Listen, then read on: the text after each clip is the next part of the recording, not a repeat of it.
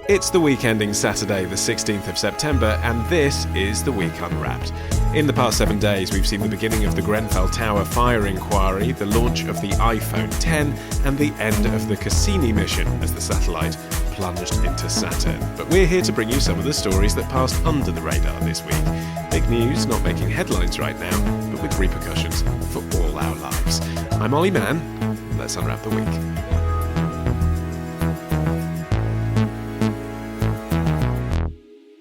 And with me from the week's digital team are Jamie Timson, Rebecca Gillie and Holden Frith. And starting the show this week, it is Holden. What do you think this week will be remembered for? For Vladimir Putin, a friend in NATO is a friend indeed.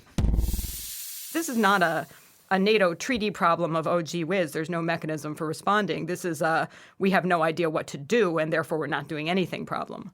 Well, I'm not fully sure that that's the case, because everything you said is true, when you get to a common defense treaty, it was designed around a particular potential enemy. But it hasn't been updated to reflect other enemies.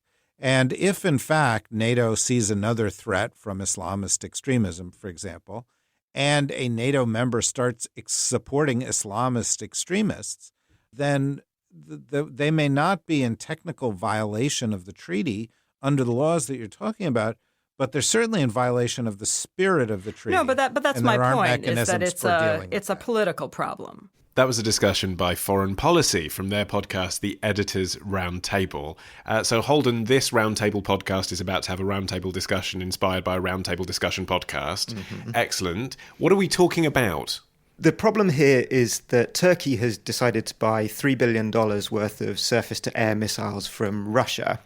And because Turkey is a member of NATO, buying missiles from Russia is not the done thing. Mm.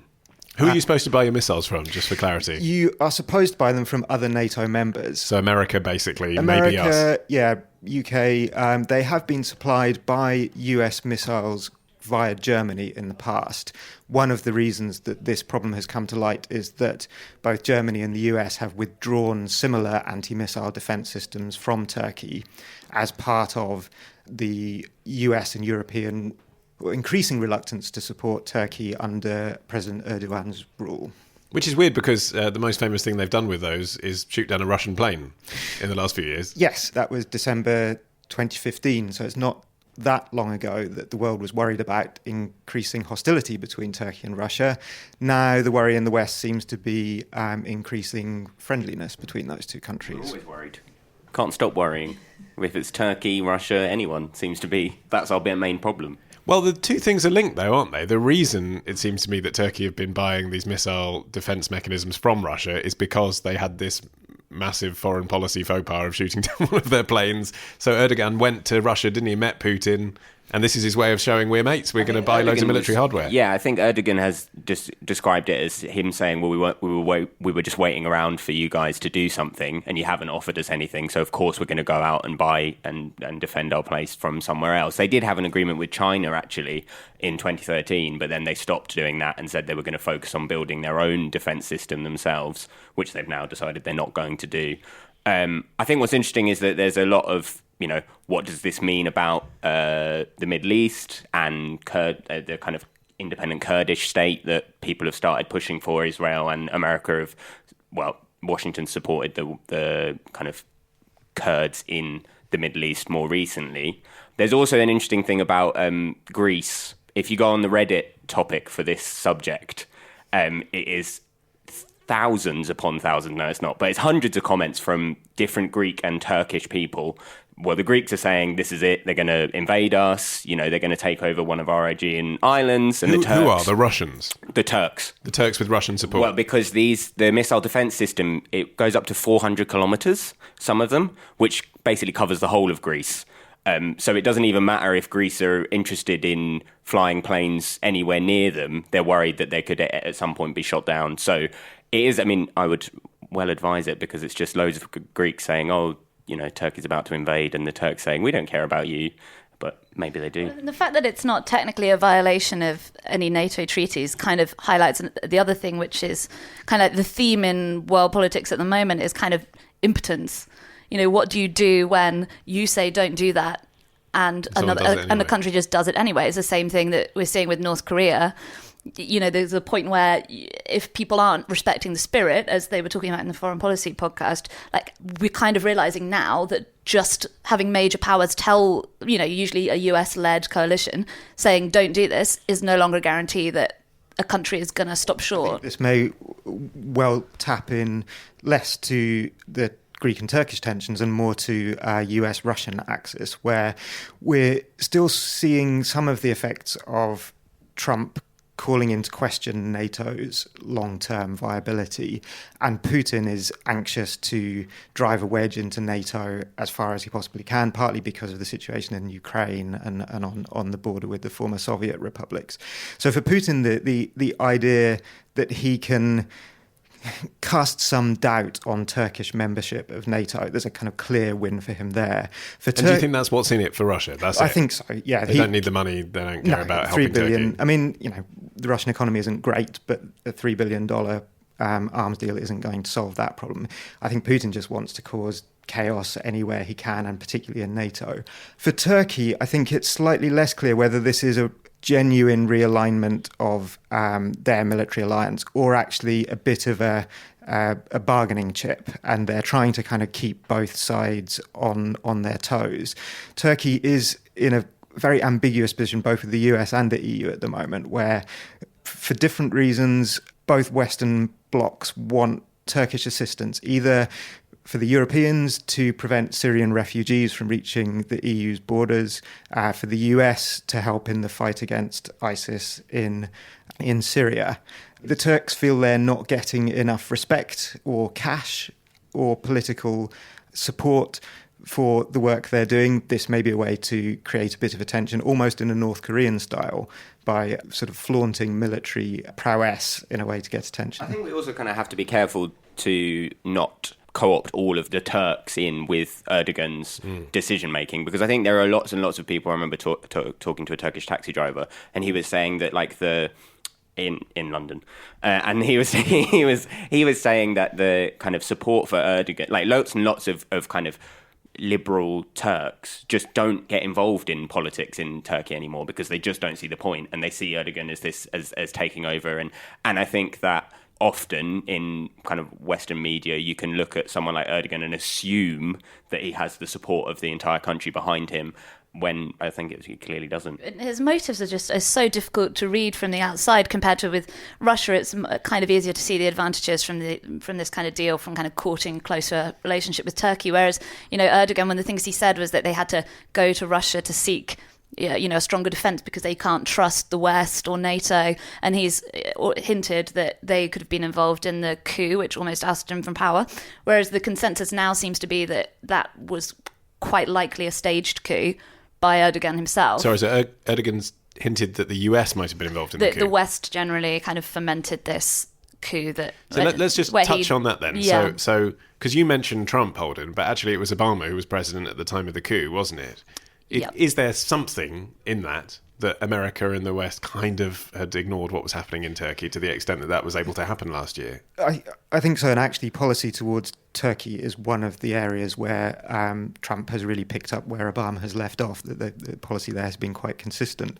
But more blame may actually lie with the EU, which had floated membership for Turkey for more than a decade, and the UK had actually been one of the countries that was most supportive of that, to the extent that it became quite an embarrassment for David Cameron during the EU referendum campaign, by which point really no one believed that Turkey was going to be able to join the EU, but it was still official UK policy.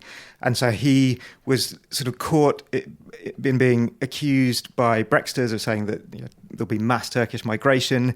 He was trying to dismiss this, but also maintaining the line that Turkey could one day become a member. And I think that was really one of the turning points where the Turkish government started to give up hope. And there's a suggestion what is cause and what is effect here, and that Turkey has undeniably become far more illiberal, far more authoritarian. That has led the EU to pull away from it. But also, as the EU has pulled away, that's reduced any incentive for them to maintain democratic norms. You only have to look at in other situations where illiberal kind of, particularly in the Balkans, I'm thinking of, where illiberal authoritarian figures have come into power because the EU has pulled back. Like, I think, causation, correlation, of course, but I think there is an element of, as soon as the EU decided to turn its back on some areas, then obviously politics in those areas were going to look for ways to replace those. But this is just another way that our previous assumptions about how global affairs work is being undermined now, because it's like the whole idea that you have to meet certain standards for EU membership was predicated on the idea that countries want to be in the EU and they will make those changes and work towards those targets. Whereas now you're seeing countries like Turkey are kind of disillusioned with that whole idea and are like, well, why should we? And I think that the EU's, yes, I mean, I think that's a kind of the main problem now with the way that the EU's outlook is going. It benefits the EU to be as broad a being as possible, but they don't like what that entails.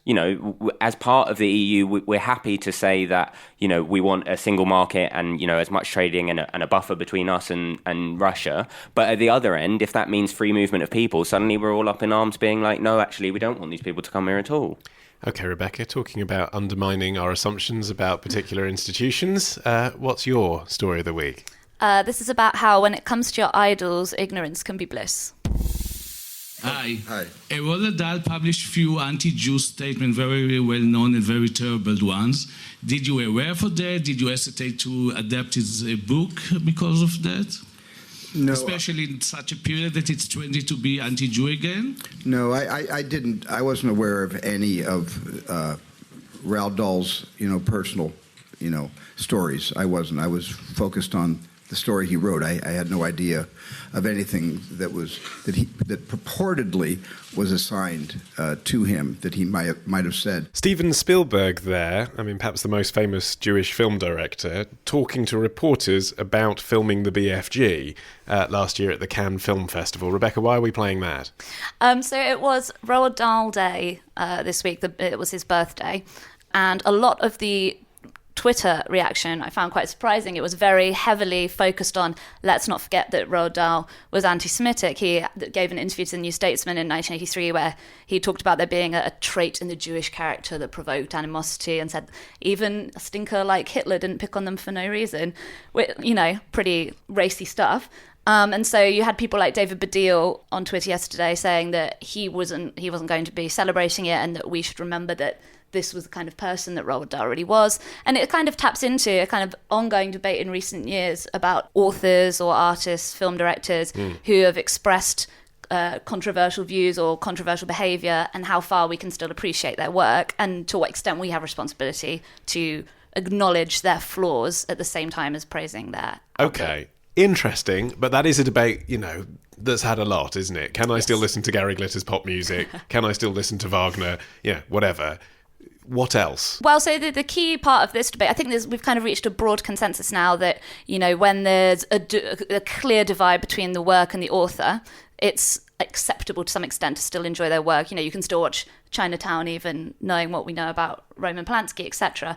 But what about when the objectionable facet of the author's work is in the work itself? So I was thinking a couple of weeks ago, there was kind of a high-profile story about a movie theatre in Memphis, the Orpheum, that said that they have been screening Gone with the Wind every year, and they have said that this year's screening will be their last in response to the events in Charlottesville, because the film glorifies slavery, which it undeniably does, which blurs that line between the work isn't clean and it isn't easily divorced from its creator. So, okay, but then in terms of Roald Dahl, to bring us back to that, what actually in Roald Dahl's children's books, because that's really what Roald Dahl's Day is about. It's not about him writing tales of the unexpected.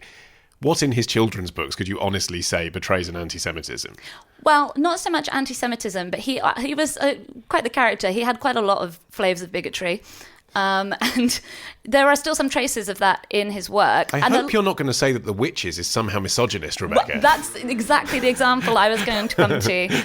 He had balding, evil women hiding in every corner. I know. He relied a lot on editors. In fact, researching into this topic, it's really shocked me how far we have been shielded from Roald Dahl's original thoughts and creations by his editors. He had an editor called Stephen Roxburgh who urged him to rewrite parts of... who was a Jew, actually, I believe. Yes, and he urged Roald Dahl to rewrite chunks of The Witches and Matilda that he thought were misogynistic. So in the original draft of Matilda, she's described as born wicked, and Miss Honey is actually a gambling addict, and Matilda uses her powers to cheat a horse race so that she wins loads of money.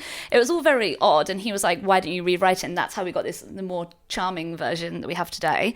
The Witches as well as being criticised as being misogynistic. Did you say Oompa Loompas off mic, Loompas? Do you want to jump in with the Oompa Loompas? I can tell the Oompa Loompas story. Before, so. Yeah. So the Oompa Loompas originally, I think when Roald Dahl was initially writing them, were kind of African pygmy creatures. Willy Wonka was going to Africa and said, do you want to work in my factory? And they said, we don't want to be paid, but we will do it for the grains of cocoa. And, what would Bob Crow think of that, eh? But now, when it was taken further on and it was edited, they then became magical creatures. The pygmies actually made it into the first edition. It was then in subsequent editions that they were revised to become orange-skinned, magical... but still enslaved gnomes. Holden, I love that you were about to chip in with the same fervour with which you discuss Turkish politics to discuss the racial origins of the Oompa Loompas. This is very important. But please do. It's actually the racial origins of Charlie. In the first draft, he was going to be black, and the editor advised Roald Dahl against it. On the face of it, that sounds as if it could have been a very liberal decision, but knowing what we now know about Roald Dahl, it's perhaps a good thing that he was advised to change it, and perhaps the story that was told that the editor felt that this would change the way in which the story was read was a cover story for perhaps something slightly more unsavoury that was in that first draft. I think going back to the Gone with the Wind thing, I think that actually we have to start saying no, these things aren't okay. We can't just say this is a good, for instance, one of my favourite films, Grease, absolutely terrible morals. She changes to be with him from something that she shouldn't have to. Absolutely horrible morals. I think that if that came out now, although I do like a good sing-song, don't get me wrong, that I think it wouldn't be celebrated. It's a terrible.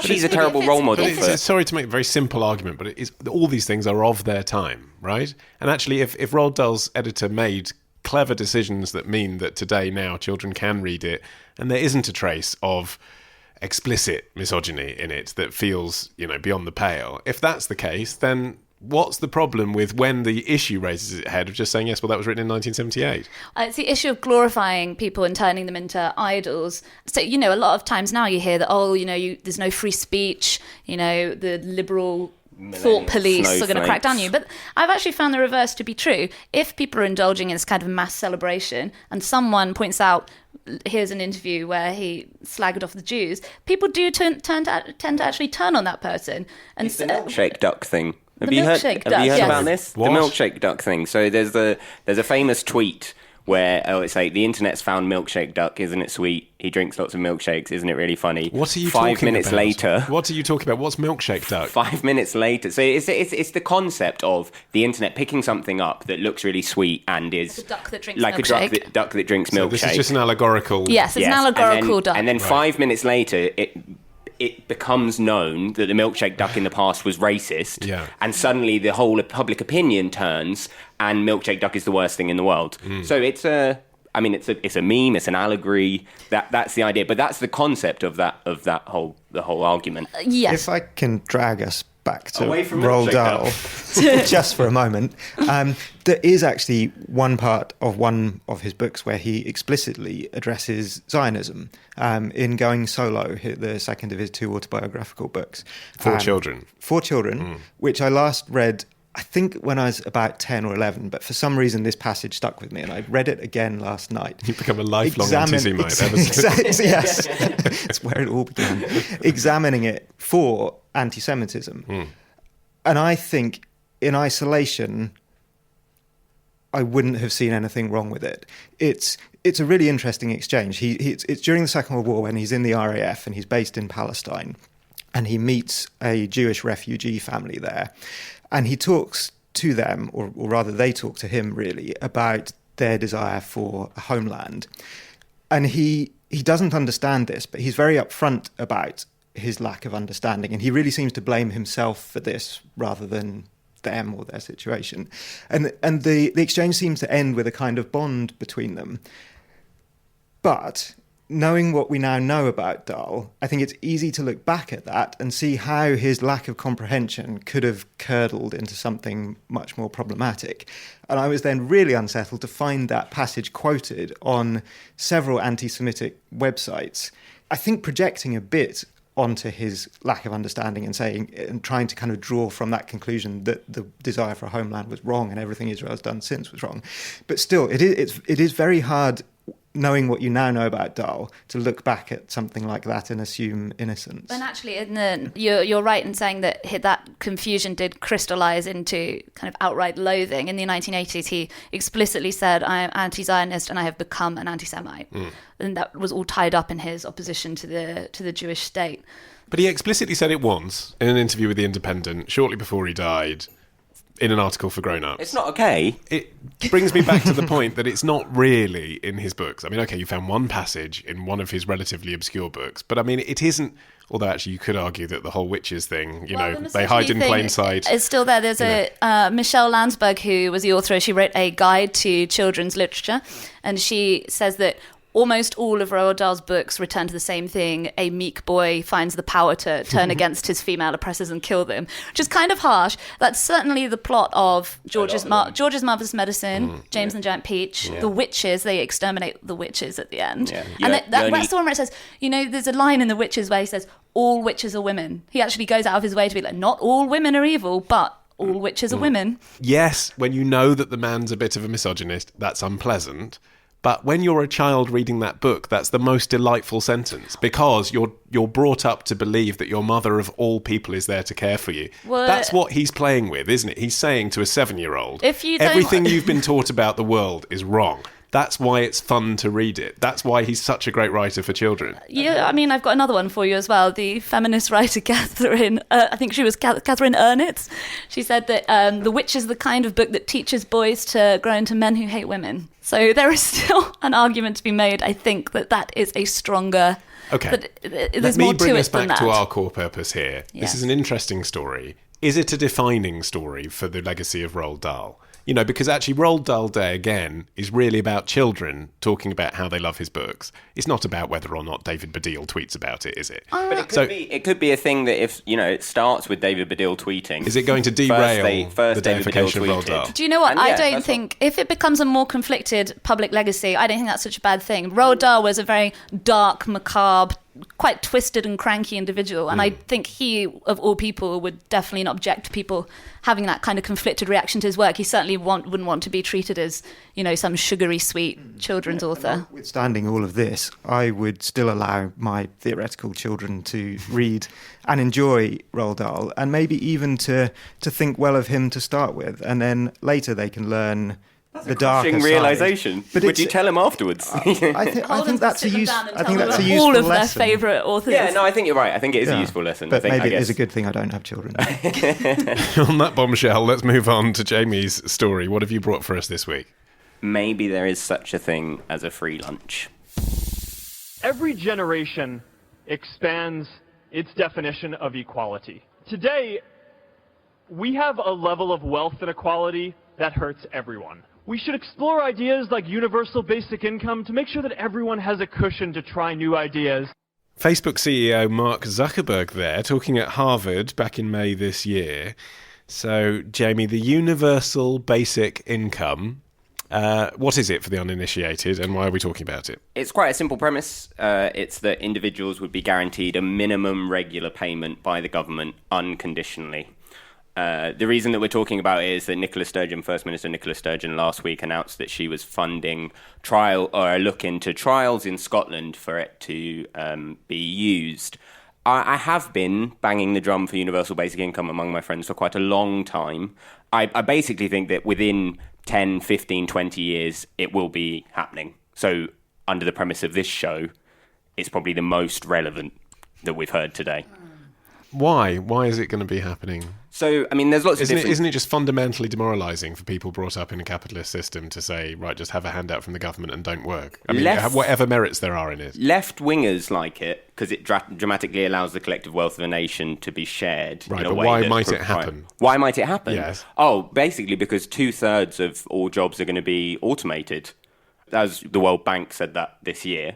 And what you're going to have to do is find ways to give people what they used to earn from labour. But why can't they get a new job in a new industry that's been created by the fact that that job isn't available anymore? Those jobs that they think will be created, a new job in a new industry, you will obviously still be able to work. So the idea is that this doesn't replace work if you choose that you want to work. But what we do need, and I think will happen, is the idea that we get rid of this belief that kind of work is the be all and end all of society. You know, we've fetishized work over a considerable amount of period to end up with a situation where if you don't work, you're undeserving. And actually, I'm arguing that that's just not right. It goes beyond a political fetishization of work. You know, it predates capitalism. People have defined themselves by their jobs since the dawn of civilization, really. You know, in ancient Egypt, people defined themselves as, you know, papyrus makers, etc. You know, it would be a huge change to the way that human society works. The idea that you can get something for nothing, you know, and it's scary. I think the viability of it financially is something for economists to debate because I've seen it, you know, both sides argued. But it's just that idea at the heart of it is quite scary. Like, what do we do if we don't work? I think it's positive. I mean, the thing is that because it's not been trialled properly, it's been one of the most discussed ideas, but not in practice. You look at things like, so Kurt Vonnegut wrote about it in The Piano Player, about a kind of utopian society where people don't work. Star Trek, for instance, they don't work because on a massive spaceship. But that's been created by someone. Yeah, but by robots. Yeah, but they're all there for their job, machines, aren't they? But they all effectively work for the government. No, they're working to make the universe a better place. Yeah, well, I think you'll find that's the civil service. They're working to make the universe a better place, which could be something that we would choose to do if we had more time on our hands and we weren't sitting here doing a podcast. Right, so you're only here on a podcast for the money. You need to examine yourself very carefully. Holden, should Nicola Sturgeon be saying we're going to trial this in Scotland? Or actually, although it is an entertaining idea, is it so far ahead of its time at the moment it's a waste of public money? It's worth trialling, but I suspect that one of the reasons that there haven't been very many trials and that most of the trials that claim to be about universal basic income haven't actually involved anything like universal basic income is a symptom of the fact that this isn't going to be possible, at least how it's envisaged as a universal flat payment that's paid to every citizen. Most of the trials have been much narrower in focus. So Finland is the most prominent current one, but there it's only for people who are currently unemployed. That's just a benefit then, isn't it? It's a benefit. The difference is that they don't lose it if they get a job. So if they work, they get their salary and they still keep getting the unemployment benefit. I think there's a lot of merit to certain points of it. Like, one of the things that it avoids is the benefit trap, where people feel that they can't work because the extra money they'll earn is outweighed by the benefits that they lose. There's also a kind of a right-wing appeal to it in that you simplify the system. You get rid of a lot of the individual benefits, the means testing. You have a kind of simple single payment to all. But I think there's a moral argument against that even if it was financially possible, even if we were in a state 20 years from now where automation had caused mass unemployment, which I'm sceptical about, but even if that has happened, it just seems to me that concentrating the assistance of the state on the people who need it, the people who are out of work, is going to be a better result than spreading it evenly amongst everyone. I actually also think that, having thought about it quite a lot, I think that the idea is that it's meant to make things more meritocratic, so that everyone gets a base payment, and that then means that everyone's on a level playing field. But we know that's not true. Well, you'll end up giving rich people the same money you're giving poor people. Yeah, and if they want to give away their universal basic income to a noble charity or whatever, they can, and that's fine. But the problem with it, and I foresee, is that if you give everyone a base level, then it just allows people, particularly on the right, to say, well, we've done what you've asked. We've done what you've said. Everyone gets this base level. So now why aren't you achieving? Like, why aren't you doing the same as me? And it's because, education is not the same. People don't get the same opportunities. Yeah, you're right. And there's another kind of naivety to it, which is that you could hear it in that clip then when he's talking about giving people the opportunity to develop new ideas. A lot of the people who advocate for universal basic income, they tend to be the high flyers, the tech-minded people, the entrepreneurs, who are living in this world where it's natural to assume that other people think the way you think. Like, how many other people are there that could be coming up with the next Facebook if they had universal basic income, which I think overlooks the fact that this might be slightly controversial. The overwhelming majority of people don't have those ideas, don't even really want to have them. They're not sitting around being like, if I didn't have my job, I could be inventing Snapchat. Most people want to go somewhere, be told what to do, be able to leave relatively early, and then go and live their lives with their families and hobbies. They don't want universal. I think the key thing sense. is what Holden says is that there are positive things about it, and there is that I want to get away from the idea of the deserving and the undeserving poor, and I think things about universal basic income do make that the case. But whether or not that would happen, because it's been 400 years of people saying that strivers and skivers and all the rest. You could achieve quite a lot of the positives embedded in universal basic income with a much more dull and bureaucratic solution of just simplifying benefits and looking in a more holistic way at what you're trying to achieve with the benefit system, rather than this kind of patchwork that we've had that's grown up. And I think actually that was the impetus behind the universal credit system that's currently being implemented, apparently in a very botched way. But I think the philosophy of that is that you avoid this patchwork and instead give sort of single payment, and it's I think one of the main problems with the universal credit system is that they moved away from giving benefits weekly to monthly, and that then meant that payday loan sharks and credit companies jumped in and provided, because obviously people don't budget a month in advance if they're used to budgeting week by week. And I think that was one of the real big problems. People said that IDS, Ian Duncan Smith, walked around Glasgow and could really understand everything about it. And I think, that's proven not to be the case. I think he doesn't get poverty. I think one of the deeper problems with UBI is it's going to exacerbate anxieties about immigration, because if you have a system where residents, even citizens of a country, are entitled to what would be quite a significant amount of money per year. What kind of amount are we talking then? The basic income is what, like 14 grand or something? So at the moment, like for instance, the one that was in the Green Manifesto, it was actually only £4,000 a year, which isn't very much, but there are greater theories that would put it at like £18,000 or £20,000 a year that would then be funded by things like land value tax, which I won't go into. But a salary, so you wouldn't actually have to work at all? No, if you wanted to, you could live on £18,000. And so your point, Holden, is then migrants that are coming here specifically to work would then be labelled as coming here to claim the benefit that everyone else is getting by not working. Yes, and who would blame, if suddenly, say the example... I don't think any of us have moved to Finland.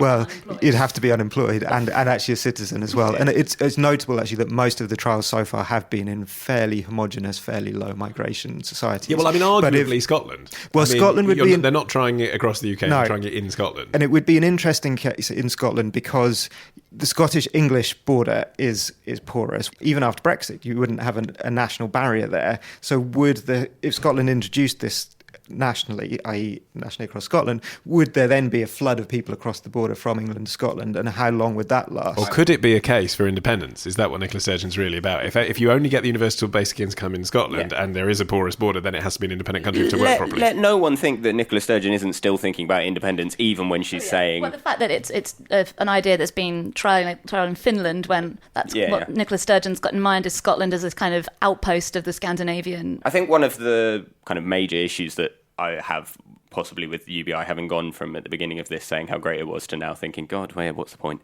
I think that actually we might end up, if it was a national whole country thing, we might end up with one of the worst versions of it where, the government suggests kind of like an ID card system where you have to tick loads and loads of boxes to get it, and it makes it even harder for the people that actually really want to get it to jump through all the hoops, and then you end up... you end up in a situation almost worse than what we've got and now. Given the current system, though imperfect, is intended to divert money to those who are most deserving, if you end up spreading that more thinly, there's a good chance that the people who need it money most are going to end up with less of it. Okay, but if this is a case of not if but when, then when? When will your dream become a reality? Certainly, if you look at people like Elon Musk and well, actually, even Hillary Clinton said that she nearly this week. She said she nearly stood on a policy of universal basic income, but then dismissed it. I would say, I mean, obviously, the remit of this podcast is 10 years, but I think probably 20, 30 years we could see it being used. I think automation will cause a huge issues in this country. 30 years. Holden, when do you think we might see UBI actually introduced? I don't think we'll ever see it. I don't know when we're going to see it, but when it happens, I'm going to be moving abroad because it's already stressful trying to justify what you do with your spare time. Can you imagine if all your friends were being like, oh, you haven't done anything? That's really interesting. I'm working on a startup. Right. Well, that's it from this edition of The Week Unwrapped. I'm off to become unemployed in Finland. My thanks to Jamie Timson, Holden Frith and Rebecca Gillie. For more from The Week, why not visit theweek.co.uk, where you can also sign up to our free email newsletter, The Weekday. Remember as well, you can have the magazine delivered direct to your door. Just head to theweek.co.uk/subscribe. Also, every single past episode of this show is available on our podcast. Just search for The Week Unwrapped on your podcast app of choice. I've been Olly Mann. Our music is by Tom Morby, the producer Matt Hill at Rethink Audio. Until we meet again to unwrap next week, bye-bye.